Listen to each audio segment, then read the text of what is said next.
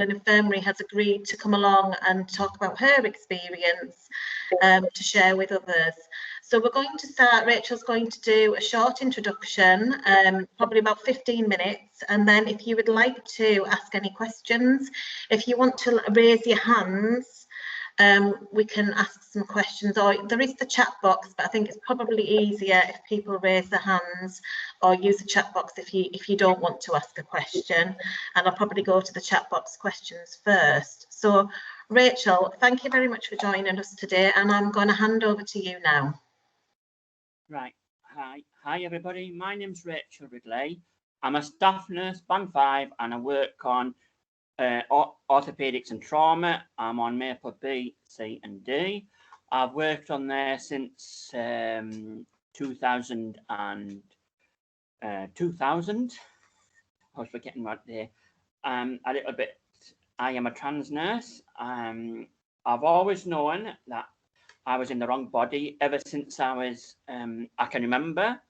There were times when, but it's just something you never talked about or discussed with anybody.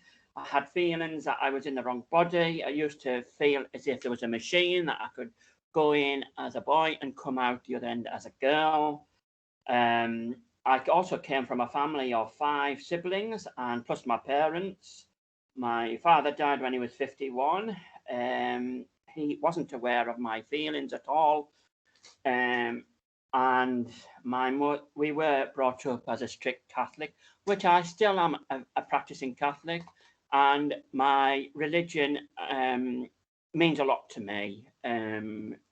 My faith, should I say.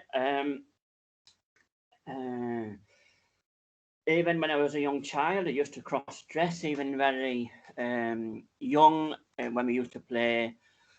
As children, I would always play in the female role. I would be a mother if we played mums and dads. And, we also used to play hospitals, and I was always a nurse, and I was an NDate. It was very stereotypical. There wasn't, I think that male nurses were unheard of. And my sister always played the doctor, which was a male. But then it's something that I suppressed my feelings. There was no one I could talk to or discuss my feelings. It was just very stereotypical male and female. During my adolescent years, I used to cross-dress, and that was quite terrifying, really, because of the occasions when I feared that I'd be caught, and the humiliation that would cause. It wasn't until I started working, and these feelings never went away. They were very strong feelings that I was in the wrong body. I should have been born a female, and it wasn't until the Commonwealth Games was on in Manchester that I really decided to do something about it.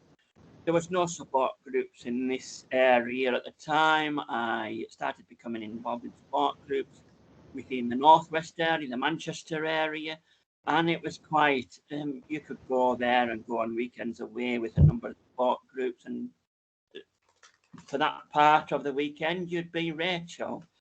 And it wasn't until it was a catalyst to, at times I thought I was a transvestite, but it went much deeper than that. My feelings were more deeper than that, and it wasn't until my mum was diagnosed with bowel cancer, and she had to go in for surgery. And at this time, my mum had found my female clothing, and she'd gone ballistic. And there was a lot of excuses I used to put out, I'm not. But anyways, and it was just a very stressful time. And anyways, and it wasn't right. I said when the Commonwealth Games was on, and it was like the catalyst that I decided I needed to do something about it. I joined the Christian support group for trans people, which were very supportive towards me. And I decided I have to approach my mum, and I said, Mum, this is more than just cross-dressing. This is much deeper. And there was an article in one of the periodicals, magazine, Women's Own or something, and it was about a transsexual, and I just said to my mother, this is just how I'm feeling, and she wasn't happy about it, but she accepted it. And I then went to approach my doctor. My doctor at this stage hadn't a clue what to do. Even the most senior partner in that practice hadn't a clue what to do. I'd also been told by my brother, that one of my brothers, that he wasn't very happy, that he thought I was basically a pervert. So I decided that I had to move out of my family home, and I moved to Carlisle, and at that stage I had to move my GP. At this stage, my GP knew what to do and referred me to a gender psychiatrist. Well, he referred me to a general psychiatrist who identified that I needed to be seen by a psychiatrist. At this stage, there was no gender identity clinic in the northern region. I was referred to a gender psychiatrist over in Edinburgh, and that on the build up to going for my first meeting, I was very terrified. What happens if the thoughts were going through my mind was what happens if she just feels I'm not transsexual, and what do I need to wear? I've seen these programs on the television of some horror stories that a lot of trans women felt as if in order to, they had to live in a stereotypical female role, wearing dresses and skirts. But when I mentioned this to the gender psychiatrist in Edinburgh, she says, you wear what you're comfortable with. And she kind of put me at ease straight away. But it wasn't until towards the end of then at the same time, my mum had been diagnosed with terminal cancer, and my mum was my closest. She's at this time she was one of my closest friends I had, and I had to bring my mum along my journey with me. I couldn't rush it. I had to let her break her in to see me as Rachael, and it was very, very stressful at this stage. I'd also decided that I had to let my employers know, North Cumbria Trust, and the first person I spoke to was, at this stage, she was a sister. She was also, I seen her in the RCN steward's role, and I said, look, I have got to let you know that I'm going to become a female. And I was kind of telling my thoughts when I'm going to lose my job. This was going to be it. It was absolutely awful. But she was very reassuring, and she said, is that all there is? And she kind of broke the ice. She went on to become my matron and is now working elsewhere. But she was very supportive during those initial stages. And I've also got to say that the matrons were also very supportive, and HR as well. But you've got to remember, at this stage, this hadn't been come across. There was no policy. We didn't know where we were. It was a learning experience for both me and the trust. We didn't know how to approach it really. And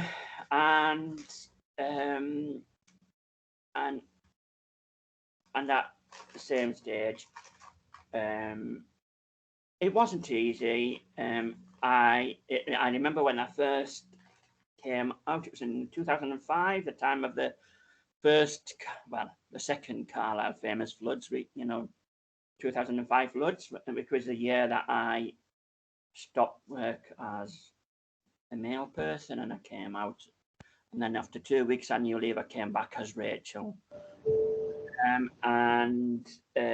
But prior to that, I had started to do social occasions with the ward staff, so they got to know Rachel.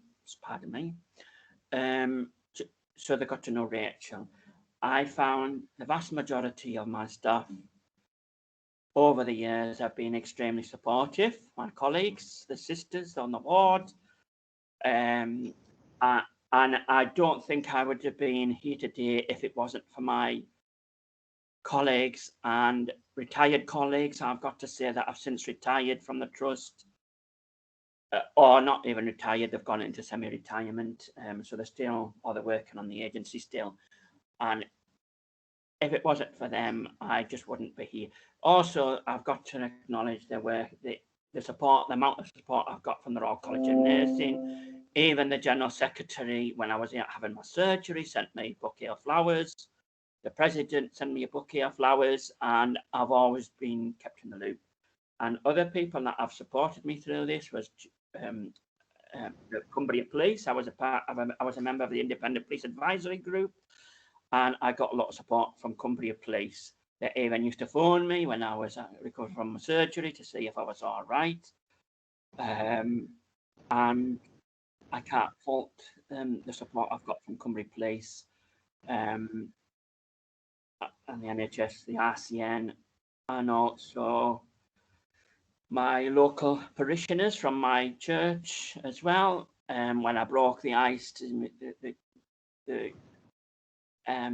my parishioners, which was in Brampton at the time, they just gave me a hug, and I thought that was very reassuring. But all this time, prior to having my surgery, it was a postcode lottery whether I got funding for surgery, and I felt very strongly that this had to be addressed. So in 2010, I think it is, I put together a Congress resolution for the Royal College of Nursing Congress calling for fair and equitable care for trans patients. And we tabled a parliamentary question on this issue. It was also found out that during this process, a lot of nurses were quite unaware of the needs of trans patients. So there was a working group put together, and we set about putting a learning resource for healthcare professionals involved with caring for trans patients. And that is not something that has just happened. It was reviewed only last year, 2020. I can't remember the year. I did write it down somewhere. Sorry, it was 2005 I tabled the Congress resolution. It was 2010. I was nominated award by the Healthcare Journal, Health Services Journal, and the NHS Leadership Academy for an inaugural LGBT role model within the United Kingdom. In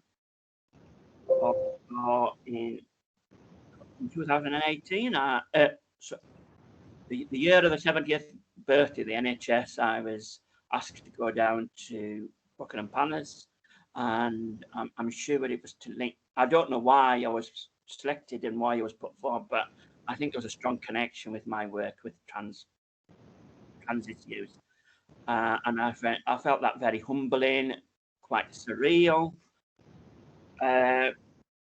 Yes, and there has been a recent new media about diversity within the royal family, but they were very diverse during inviting me to Buckingham Palace. So I take my top to Buckingham Palace. Throughout this period, and even in recent years, only last 2020 February, I found out that I was being used by the Nursing Midwifery Council internally as a role model. We were going to be planning to do some work, but COVID came along the way and kind of put a kibosh at the moment, hopefully temporarily. And we should hopefully be doing some work with the NMC. I've given us various interviews for the Nursing Standard. Hopefully, shortly, we're going to be doing one for the Nursing Times. Yeah. I still there's still a lot of problems at the moment. I fear what is happening in Europe, the rise of right-wing governments, the treatment of LGBT issues, like in Hungary. It is really concerning, and it's a concern that we all need to be aware of.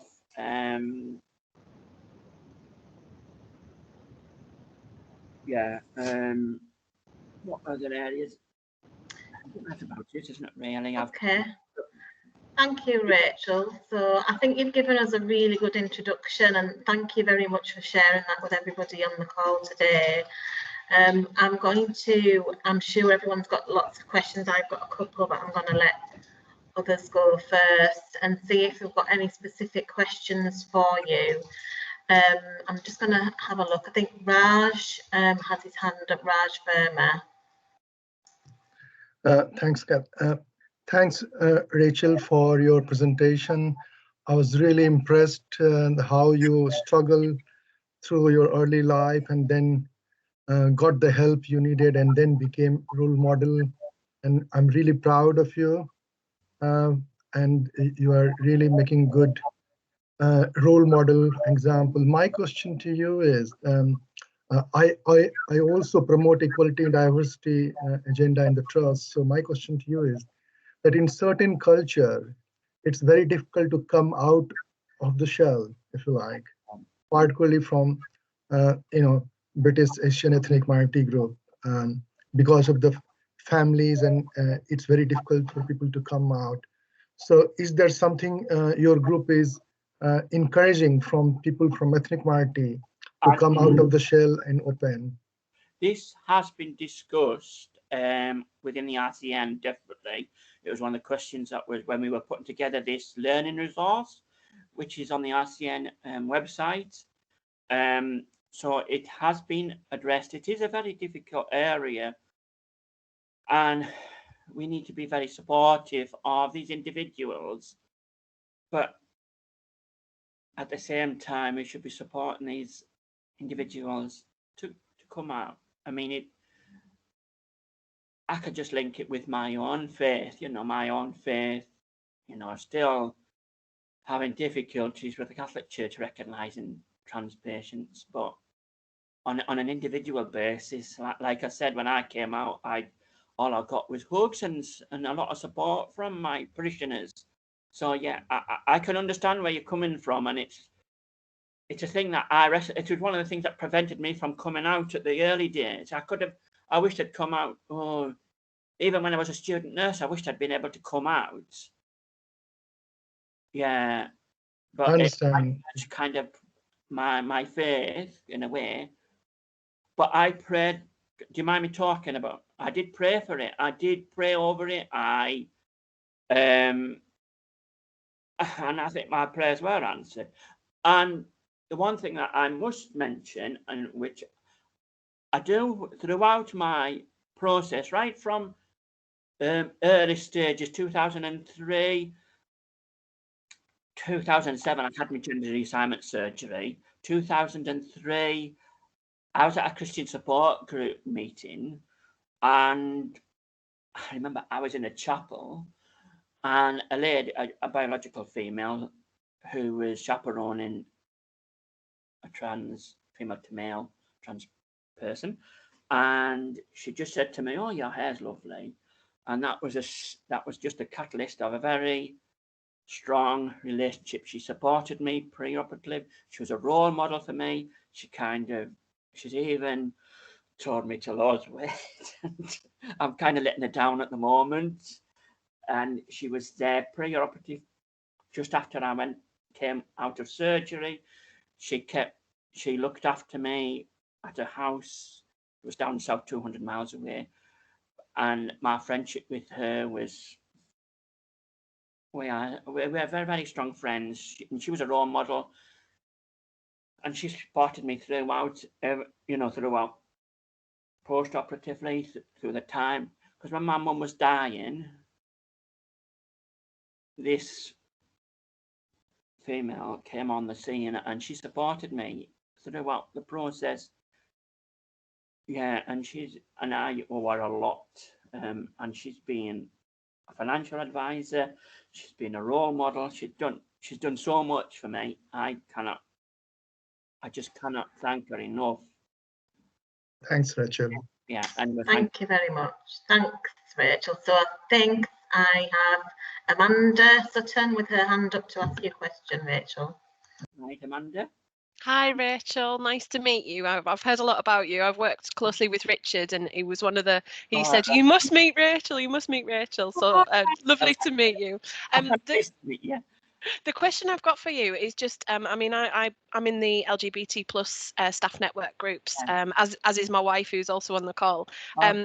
How do we get the right balance in terms of promoting people being a role model versus someone becoming that poster girl? We don't necessarily want to put people in a corner and go, oh, you would really fit that lovely poster of what we're promoting, but actually the positivity of you becoming a role model rather than a tick box, if that makes sense. I don't see myself as a role model. I just might see myself as Rachael. I am a staff nurse.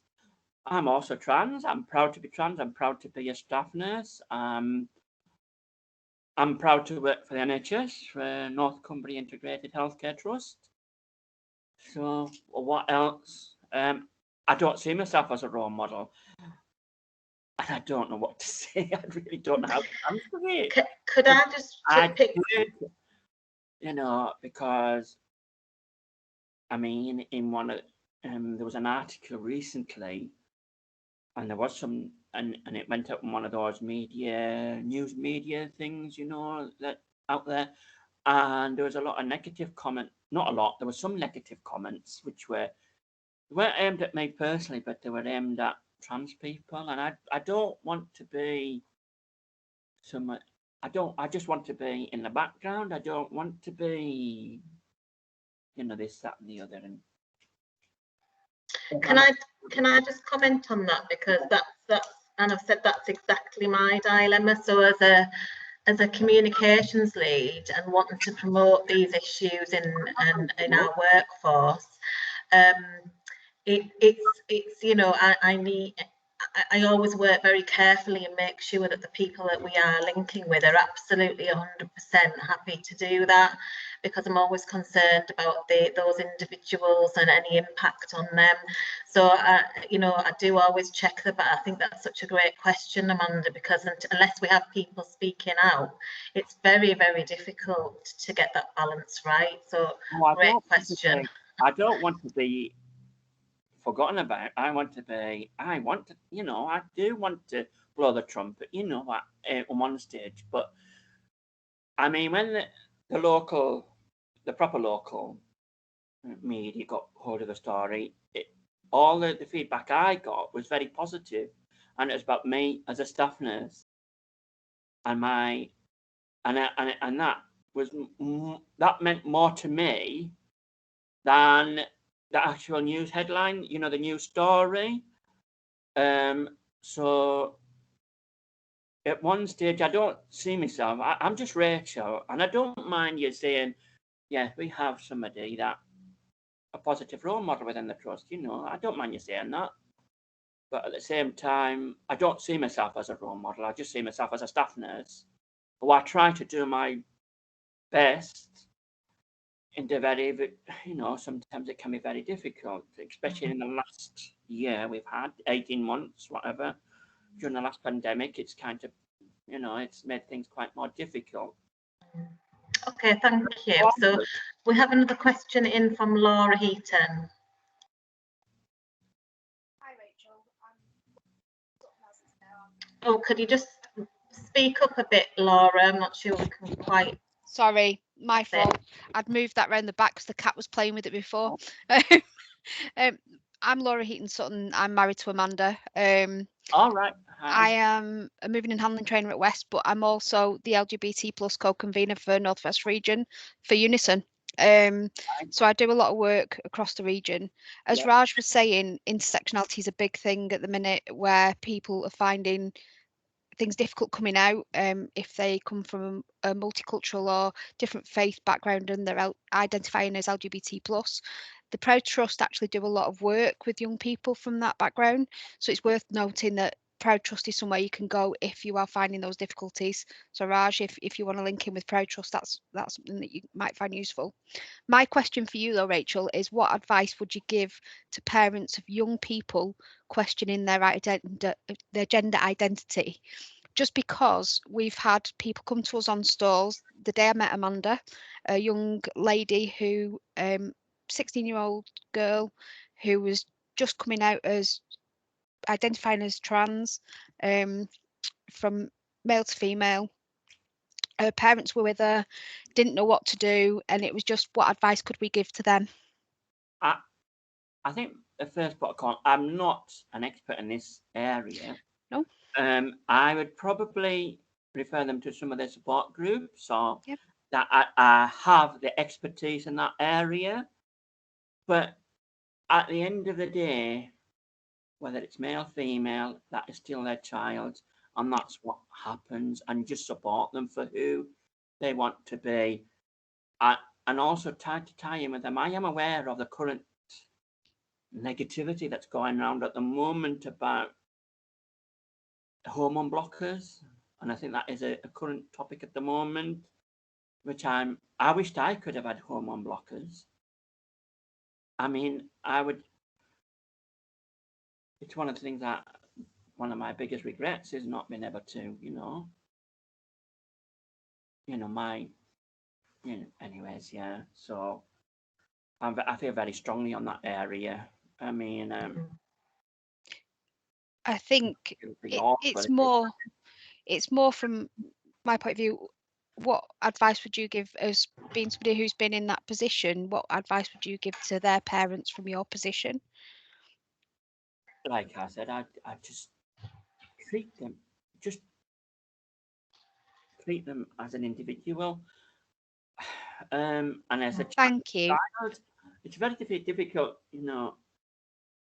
because my mum was not happy with what I was doing, but she accepted it. She was, when she first found I was cross-dressing, she went ballistic. And I used to think of all the things under the sun, to excuses. But then I had to really talk her, and she did accept it in the, She was bothered about what the family and would the family disown me? That's not happened. The family haven't disowned me. And what would people, all her friends where I lived at, what would they say about me? But I don't think that was never an issue in the end. Okay. So I think we can, because we do have a staff network meeting next week. So I think we can just look at what support groups there are. Someone's asking in the chat, is there a list of support groups in Cumbria area that you could share? We can just make sure we've got those all in one place and make those available for people, and make sure that we'll use all the people in the group to make sure we've got the right links and the right current groups in there. And the other thing is, I have said to Rachel, if there is something that you're not comfortable in answering, just do say so, because this is a really difficult topic, so we can move on to any other questions. I suppose my question, Rachel, was, and there are some more in the chat, is you talked a little bit in the introduction about the RCN's work and guidance around supporting trans patients. Yeah. And just, is there any advice that you would give our staff? Because I know you said when we talked previously that you have been asked advice from other colleagues about this, and we'll need to make sure we can share some of that. But what's the sort of key messages in that? What's the advice for staff who are caring for trans patients? Sorry, for staff that are caring for trans patients? Yeah, so I know. Don't be afraid to ask for advice from. I'm happy. We have had recently a couple of trans patients, and I was asked questions. I was on a night shift. I was asked, where do we accommodate this patient? Well, we accommodate them in the room that they identify with. And I'm quite happy to support. I'm quite happy to support my colleagues throughout the trust, not just nurses, help everybody. And I'm quite happy to be there, you know. I think that's a really great offer, because I think that's something that, you know, people sometimes just not sure what to do for the best. So I think having someone there that you can signpost to, or some key bits of guidance, I think would be really good and really important. So I'm just going to go through some of the questions in the chat. If anybody's got any other questions, if you want to put your hand up. So there's a lot of positive comments, Rachel, for you in the chat, saying that you're an amazing person. You've come through so much despite a lack of services and understanding in the area. Because I think for me, that struck me is that a lot of this happened from 2000 onwards, and we're in a much it seemed to be in a much, hopefully getting towards a better place at the moment. So you've been through it at a time when that was really difficult. Someone is asking about what the relationship is like with your brother now, but I'm not going to ask you that. If you want to come back to that, you can do. My brother, like I said, they haven't disowned me. They are very, you know, that I'm sure that they find it very sometimes difficult, but I'm still that person. You've got to remember at that time when I think all my brothers, and not forgetting my sister as well. I've got a sister as well. My family are supportive. I have regular contact with all my brothers and my sister, not so regular, but we do occasionally catch up. And she's it was quite funny. Well, maybe I shouldn't say, but my sister did say to me, she found it would have been easier if I'd said I'd come out as being gay rather than coming out as trans, which I don't know. I don't know. But I'm close to it's nothing to do with me. I think we are very, like a lot of families. It does concern me that we seem to be a bit fragmented, but for other issues not linked with me being trans. But yeah, okay, thank you. So yeah, so Marty saying thanks for sharing your story, very emotional and heartfelt. We have talked a little bit about support groups, but sort of the question is, and then touching on this, has it changed? And do you think there are more support groups now? And is there still more to do? Do you feel that there's still a lot more that we need to do? I think there is a lot. I think me personally, I don't particularly like virtual support groups. I know it's something we're going to have to live with for the foreseeable future, but yeah. I just think meeting in person is after I had my surgery, I went through a very, very depressed time. I could quite happily have, and in fact, I had put tablets out, and I could have just actually taken my life at that stage. And the support groups, and it was just thankfully, it was a statutory support group through the Gender Identity Clinic. It had been set up in the Northeast. They started a support group, and if it wasn't for that support group and the support I got from the Gender Identity Clinic in the Northeast, I don't think I would be here today. They just happened to contact me at the right time, and I was feeling so low. You've got to remember that I'd had my surgery, I lost my mother, my mum died. She died on my birthday. She died, and and my close friend that was supporting me had told me to back off, and because I was, and she told me to back off because I was putting a lot of pressure on her, because every time I was having a week's holiday, I was going down to visit her, and I was putting a lot of pressure on her as a family unit, and I had to back off, but we've remained ever since then very strong friends, and we go to Europe on holiday together, this friend, and so and she's been more like a sister to me than some of mine. Okay. So I was also going to ask,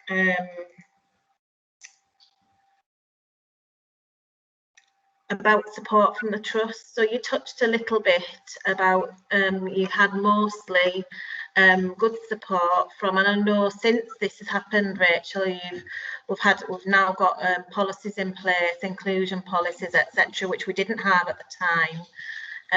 So I'm just wondering, what else is it that we can do as a trust to improve things for our workforce as a whole, not just in this area, but in all sort of the LGBTQ plus issues? What is it that we could do a bit differently? This is what I would always ask for, and I would like somebody who has come out to have somebody either within HR, somebody outside their working environment that can go and talk to, in somebody for support, and I know, you know, in a very informal basis about the concerns and worries and what's been happening. Possibly not HR, that might make it more just somebody like a support, somebody support. Yeah, so like a buddy or something Yes, like buddy, that. Yeah. Okay, that's great, because we were talking about that the other day in relation to the cultural diversity group as well, and having a buddy network in place. Amanda has got a hand up too. Amanda? Yeah, just in terms of that, I put it in the chat as well. Obviously, I'm the Freedom Speak Up Guardian for the Trust, and I do have an LGBT plus background. All the ambassadors that I have in my team are hoping to have the Show Racism the Red Card and LGBT plus training, and they are very, very good listeners. That's what we are trained to do. So if anyone doesn't know where to turn to, you can come to the Freedom Speak Up service, and if we don't know, we will point you in the direction that does, but we are always there to listen. We'll never give judgment. We're not there to have an opinion. We are there just to listen and support. So there is that route available. But in terms of growing that network, it was just, as you said, Rachel, to have some kind of support. We are looking for more people to join us. So if people do want to offer that support, perhaps the Freedom Speak Up is one of the routes that they can go down. Is this mostly virtual at the moment? No, I'm trust-wide. I'm actually at West Cumberland Hospital today. I was in Carlisle yesterday, and I'm visiting Barrow in a couple of weeks' time, Penrith next week. So I'm on the road all the time, and I can be face to face. Am I meant to be getting involved in this group? I don't know what... No, not at all, not at all. It was just to offer that support. I'd like to be involved if I can be. Great. Yeah, Rachel, I'll get in touch with you outside this meeting. That would be lovely. Thank you. Right. Thank you, Amanda. Laura? Yeah, it was just to come on the back of Amanda's point, really, that from a Unison point of view and unions in general, I mean, I'm the Equalities Officer for Unison, so if anybody ever wants to come and speak to me, it doesn't have to be a union-specific issue. If you've just got an LGBT plus issue, you can come and have a chat with me, and I can always raise it if need be. Thank you. So I'm just going to run through and check I've covered all of the areas in the chat. There's a lady who's joined who's saying, thank you, Rachel, to comment on a question which came up earlier. The lack of parental support delayed my transition for several decades. As a trans child, having your parents' blessing to allow transition at an early age is for most trans people essential. Puberty blocking medication gives trans people the best chance of a successful long-term outcome, even though there's been controversy in the news recently over this. I wish I had that opportunity. I don't know if you want to comment on that, Rachel. I just totally agree with her. I mean, I think I've already said what I feel about it. I think if that had been around when it would have made life a lot easier for me now. Okay, and then I think we've got a question from Lisa Robinson. Hiya, just first of all, thanks Rachel for agreeing to deliver this session. I think it's been really, really powerful, and I hope everybody would agree. Just to mention, I know Jennifer's popped it in the chat that we do, like Jen's mentioned, we do have a transgender policy available, and also we have got some transgender awareness and some LGBT plus awareness training available, which is bookable by click. I'm currently in the process of organising those new dates, which will be available towards the end of this year. But if anybody wants to wants to chat to me about anything relating to this session or anything relating to that training, please just let me know. Can I be involved in that training then? Yes, of course you can, Rachel. We can link together and arrange for that. That's great. Thank you, Rachel. So I'm just going to end by reading out some of the comments that we've had in the chat. So Raj Verma saying, what an inspirational life journey. Really proud of you, Rachel. And Lisa Robertson saying, you're amazing, Rachel. Thank you for agreeing to do this session. It's, for me, it's so powerful. Just going through. Zoe's saying, I'll have to leave. Thank you, Rachel, for your openness and honesty. I feel really privileged to follow on from this amazing meeting next week. So Zoe Fulliger is going to be the second Learn by Lived Experience event we're holding is next Tuesday. I think it's 12:30, and Zoe Fulliger is our Copeland ICC manager, and she's going to focus on a parent's perspective and her experience of as a mother of a trans son, and that's going to be on Tuesday. So I'd really just want to end by saying, Rachel, and echoing all of those comments, and thank you so much. And I think it is so much more powerful to hear it firsthand rather than just read a news story or hear about it in the newspaper. So we are going to be making this recording available on our staff network pages so people can access it who didn't want to come on today. And just thank you very much. Thank you. Big round of applause for Rachel. Thank you. Hopefully see as many of you as possible on Tuesday with Zoe. My apologies, I'm on night shifts. Okay, you can watch it afterwards. You can watch the recording. I will. If I can manage to work out, I would do it. Yeah. Okay, thank you. Thanks, everybody. Thank you. Bye. Bye.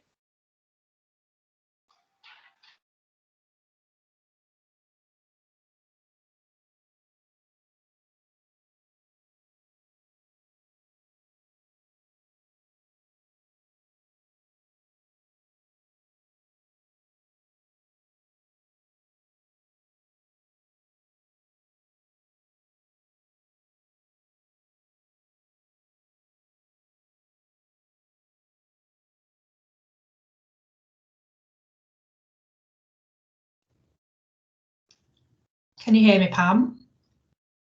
Hi, yes. I was just waiting till everyone has gone. I'm just stopping recording. Hang on. Stop.